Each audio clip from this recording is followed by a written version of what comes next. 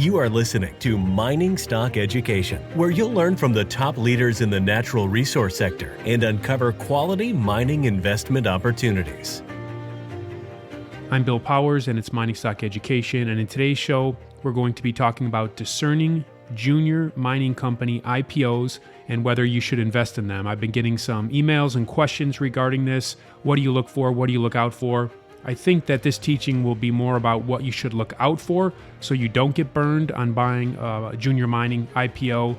And when I say junior mining IPO, this could also be a halted stock that was reverse takeovered, and then new management, a new project comes in, and that team hopes to see a re-rating in the share price after the halt. Or it could be a spin out of a company that then begins to be trading again after a long period of time, after a fundamental change. I've received some of these via a dividend from junior mining companies that I've owned, where they've dividended out new companies. So that's the context in which we're talking when we're talking about discerning junior mining company IPOs. In my personal experience, I want to share that first before I share some things to look out for. In my personal experience as a U.S. investor in Canadian stocks, for me to invest in a privateco, it's costly, it's difficult, and it's time consuming. It is not easy for the U.S. investor to invest in Canadian private companies. My broker won't allow me to do it through my account, so I have to do it directly with the issuer. If my money is in Canadian dollars, which it is with my Canadian broker, I have to translate that back to US dollars, send it back to my US bank account, then I have to pay for translation fees. And if it's large amounts, there's only certain ways that I'll do that comfortably. So there's shaving of percentage here and there. Then after the company goes public, it's not immediately in my account. It's not free trading. It's far from being free trading. I have to get the certificate. I have to send the certificate to my broker, because there's a legend on it, a SEC Rule 144 legend. If you don't know what that is, it was implemented in like 1933. It was supposed to protect U.S. investors, but it basically gives me a huge disadvantage. I can't even do a DRS transfer into my brokerage account. I have to send a physical certificate. Every time you mail, it's like $75 to $100 just to mail. And so then my broker gets that. We deposit it. From there, after the IPO, I'm still not free trading. We're like, it could be a month in after the IPO at this point. Then it goes to legend removal. I have to pay hundreds of dollars to get the legend removed.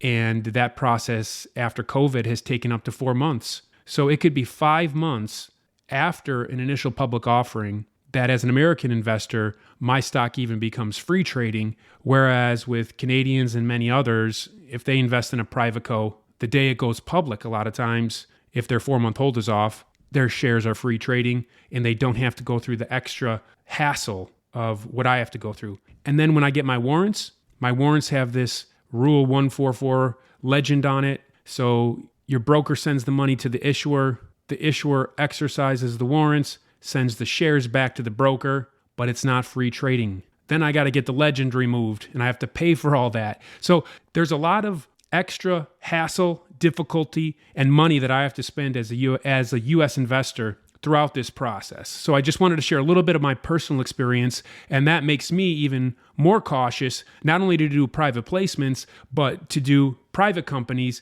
because it's even harder than a standard private placement that I can do directly through my broker. I've invested in, if I counted right in preparation for sharing today, I've invested in 7 pre-IPO private companies or companies that have been dividended out to me as a different company, a SpinCo from a different junior miner that I owned. And of those 7, I currently have 1 company that's been dividended out to me that's not trading, Copernico Metals, which hopefully will be trading soon. And then I have another gold company that I invested in over 2 years ago, and I paid 30 cents a unit for that with no warrant. The company actually has some very well-respected people in it, and they did their second raise as a pre-public company at 50 cents. So obviously their goal is to go public at some share price higher than 50 cents. But there's a lot of risk. Like I said, it's been 2 years. There's market risk, there's financing risk, and then you're totally illiquid. There's not like anybody I could sell my shares to if I needed that money back. So there's risks I'd take as the pre-IPO investor that hopefully I'll be rewarded with when the company does go public. And then another company I invested in last year because I met the gentleman putting the company together. Really liked the story. I liked the risks that he was taking, leaving a cushy career to pursue an opportunity in the copper space that he liked. I invested in that last May. That company will be going public, I was told, in the next few months, and they also will be a show sponsor, so I'll be featuring them. And at that time, I'll tell you what I paid for my shares, which is what everybody else in the financing paid, which was 40 cents with a full warrant at $1.20, and that'll be a new sponsor I'll feature later in the year. And one company, though, that I invested in 3 years ago, pre-IPO company, it was recommended to me by somebody very respected in the space. None of us are 10 for 10. In fact, if you're 4 for 10 in this sector, you can make a lot of money, because if on 6 out of 10, you lose half your money, okay? And then on the other 4 that you do really well, and if you do really well with the warrant, you make so much money, you make 5 to 10 times your money, that it covers for the other duds. And so we all choose duds at times, but I invested in a silver company in South America a few years ago based on a recommendation I was given. And as I was doing my due diligence and talking to the executive, I specifically wanted to know about the share structure and where my entry point was relative to the founders and other key people involved. And the offering was at 10 cents with a full 3-year, 15-cent warrant. And I was not told of any shares cheaper than mine. But then you go ahead and the company goes public.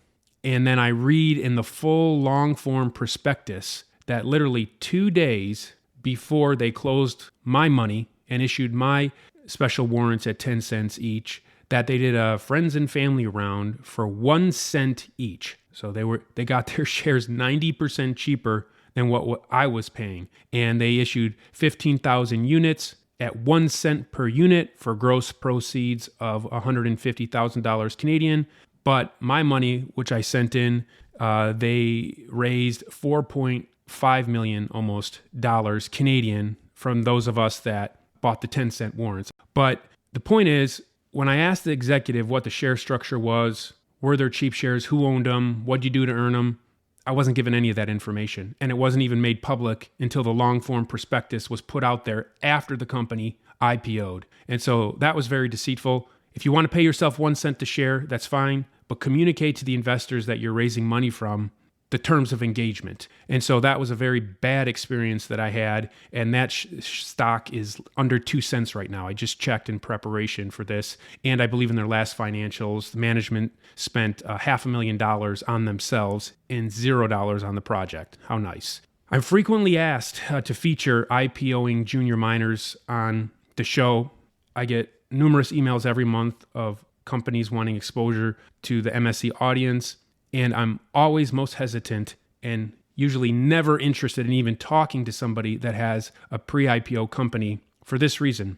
The way these companies are structured is that a lot of the founders and the people with cheap shares, those first few months are very important to them because they want liquidity in the stock. And they're willing even to pay a lot of money to marketers to get the story out there so that they can have liquidity, so that they can sell shares to you for 40, 50, 60, 70 cents, shares that they got for 1 penny. So they're making 40, 50, 60, 70 baggers in the first few months, some of them potentially, if they're not the kind of people you want to invest with, and they didn't make you any money. And so I've avoided it. The only ones that I've even featured were ones that I had an existing relationship with, that we were working together already, and they happened to have companies in the group that were doing IPOs. And those companies I invested in myself. I put my dollars in the pre-IPO financing. So you want to be very careful when a company is IPOing. And so some things that you want to consider are the historic mode of operation, MO, of the founders and management. You want to ask yourself, what is the capital structure? Who has the cheap shares and why? What did they do to earn those cheap shares? And do you agree with what they did? And does that justify the cheap shares in the company that they have? You obviously want to ask yourself, do I agree with the investment thesis? Do I like it? And is that investment thesis funded to try to achieve those catalysts that the company's laying out?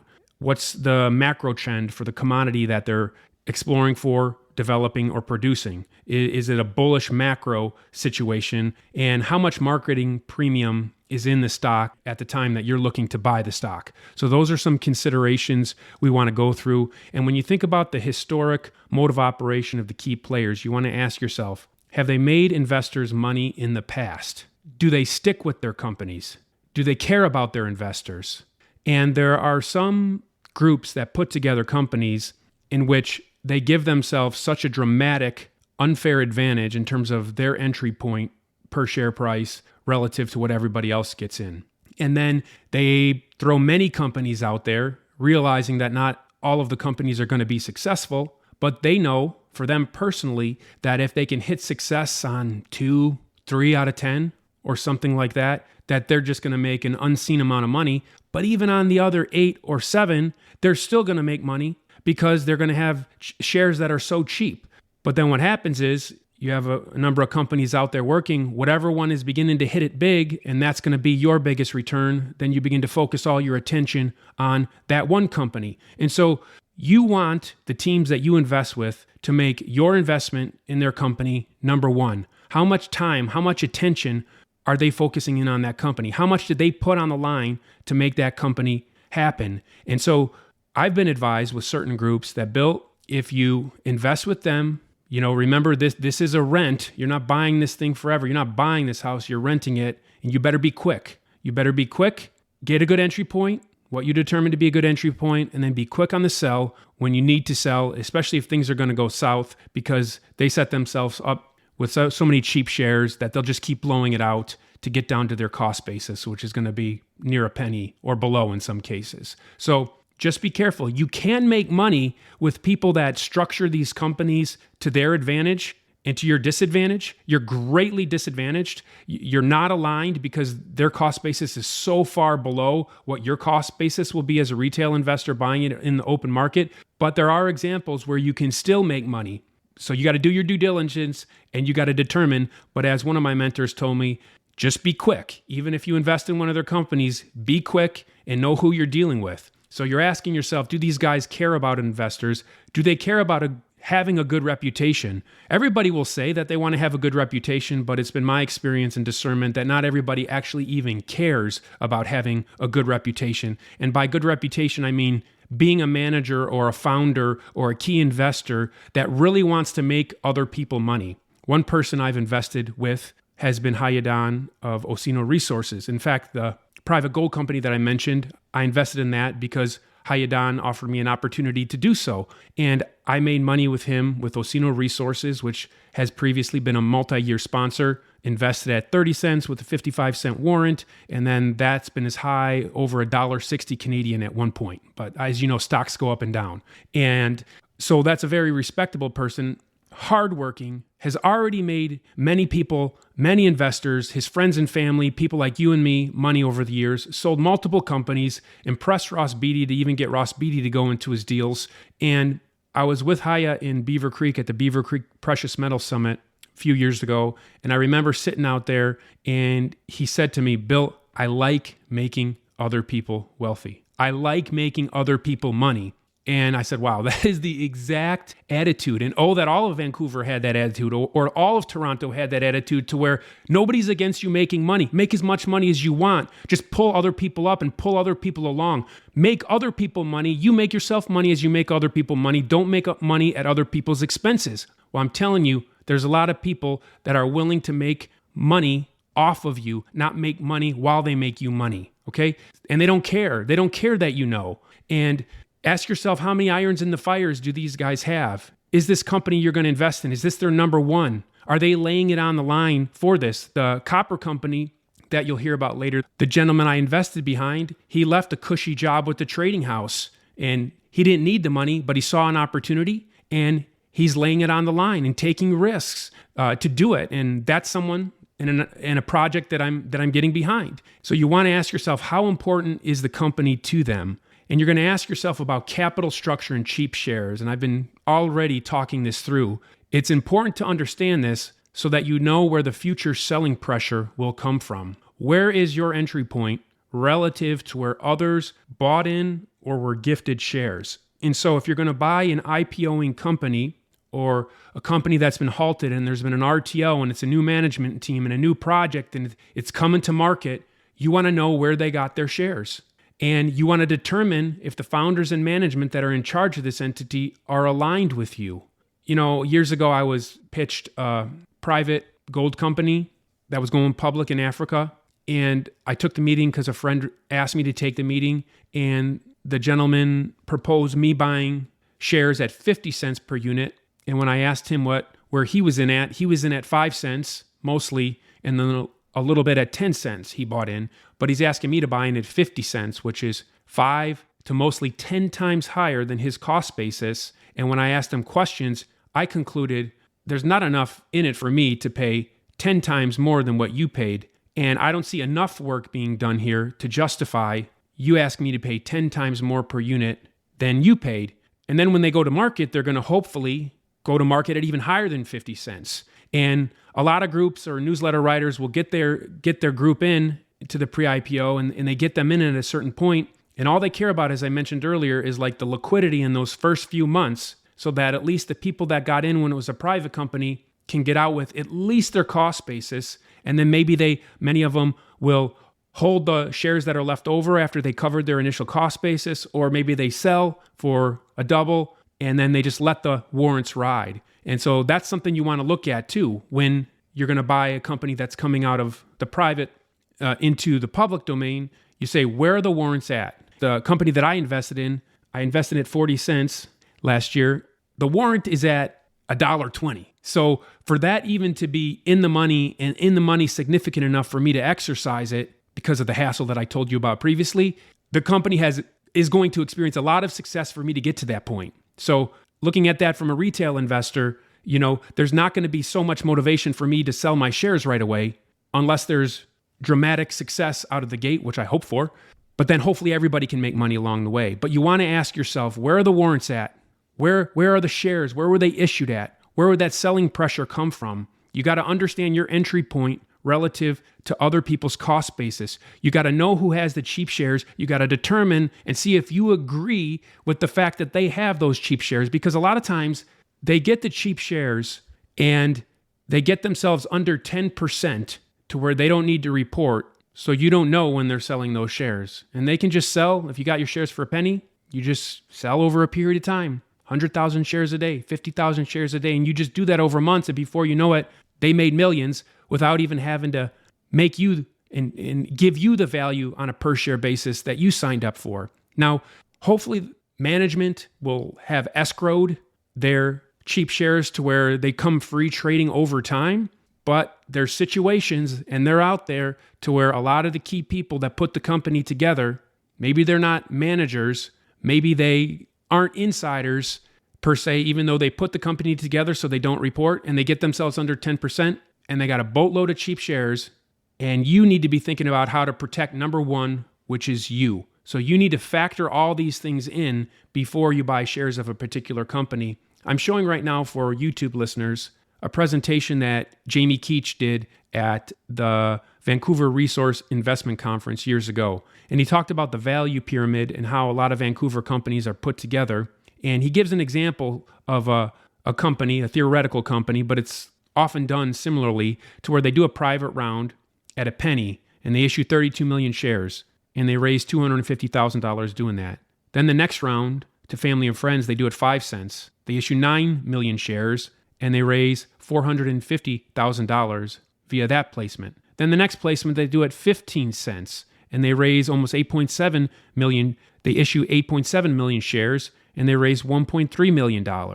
And then they do a pre-IPO round at 50 cents and then they raise $8 million off of 16 million shares. And then they go public with about 60 million shares, a 50 cent pre-IPO share price valuation, and they're off to the races. And you just want to understand how this has been structured. Any company you would buy in, you would want to understand where the selling pressure is.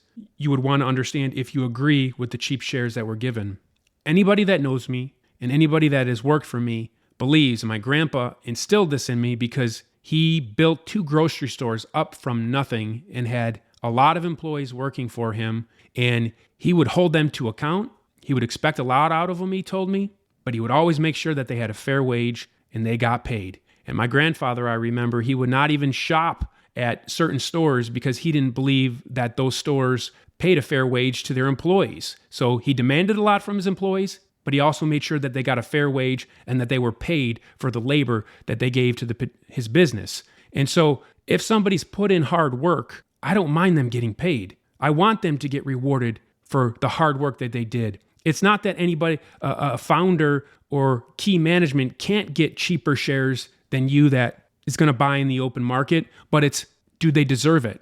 Is there an escrow on that, or can they flood it in the first 6 months or the first year before the company even gets off the ground? Can they flood the market with their shares? Is there some sort of hold? And it's not enough to just say, okay, we're just going to trust you with the escrow. No, there needs to be an escrow in place, and everybody needs to see if they're selling.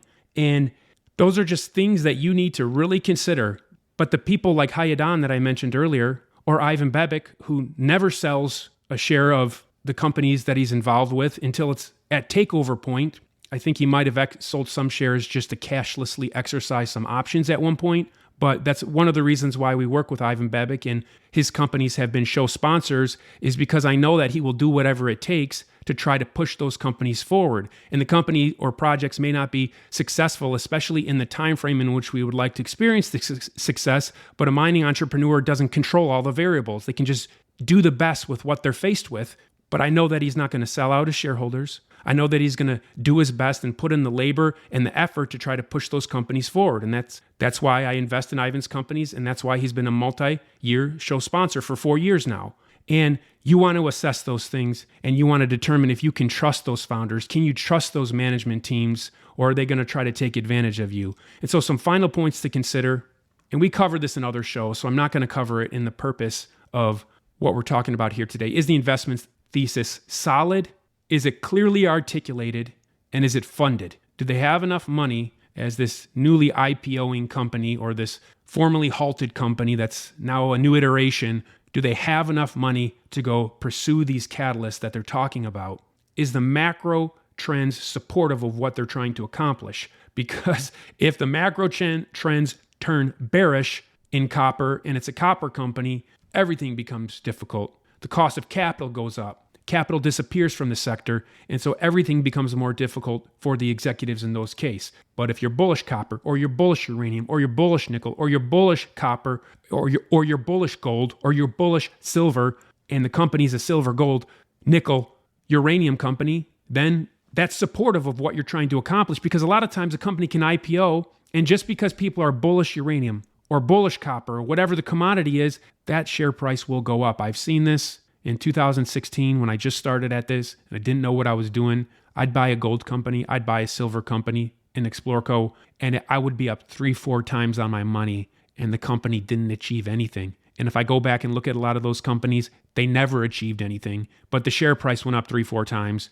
And so, boom, there's your opportunity to make money. And if you know what you're buying, you're going to understand all that, and you're going to sell when you're up 2 or 3 times, or at least when you're 4 times up, because they're selling the whole dream on a hope and a promise, and there's likely never substance that's even going to come from the pitch that the promoter is telling you. So you want to understand these things. You want to understand how much marketing premium is built into the stock. Who's marketing it? Do you like how they market? Are they marketing to the most ignorant of retail investors who really don't even understand the mining sector? Because if that's the case, just understand that the stocks will go up faster and higher in the short term, but they will also fall lower and harder in the medium term when those investors don't even understand what they bought and they all begin to sell off. Or is the team marketing to a more educated audience that actually understands the investment value proposition? Therefore, they're more likely to hold on to the stock, even if the first set of drill results don't turn out the way we would all hope, because sometimes you don't get your best drill results or your desired drill results on the first round.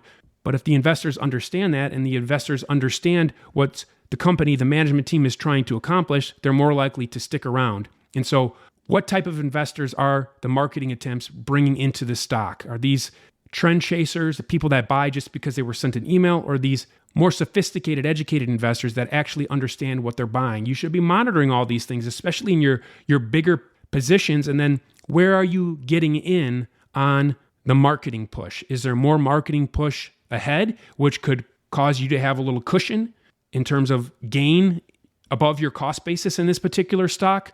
Just be aware of all these things. And so this wasn't comprehensive, but this is some food for thought, points to consider as you look at IPOing junior mining stocks, as you look at maybe buying a company that's been halted, that's been reorganized, new management team, new assets, reverse takeover, but they're trading again. It's like an IPO. These are some points to assess, and I wish you the best. I don't want to see you getting taken advantage of. So remember, you are responsible for your investments decisions, and you are responsible for you remaining number one. Grow in your discernment, do your due diligence, and if you find a good junior mining company that just IPO'd and you like it, go ahead and buy it, but just take responsibility for your investments decisions. This is Bill Powers. I hope this was helpful. Some of you have been emailing me and asking, so here's some quick thoughts I put together on a Sunday afternoon. I wish you all the best in your junior mining investing endeavors.